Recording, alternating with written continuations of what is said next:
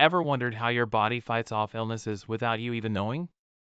Let's dive into the incredible world of your immune system. Welcome to Immuneera. And today we're breaking down the basics of your immune system, the body's defense powerhouse. From cells to organs, we'll explore how this complex system keeps you healthy. Your immune system is like a well-trained army, constantly on the lookout for invaders like bacteria, viruses, and other pathogens. It has two main parts, the innate immune system and the adaptive immune system. The innate system is your first line of defense, acting quickly but non-specifically.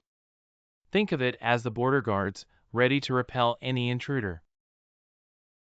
The adaptive immune system, on the other hand, is more like a special forces unit.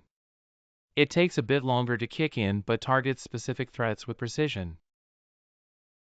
This system remembers past invaders, so it can respond more efficiently if they try to attack again.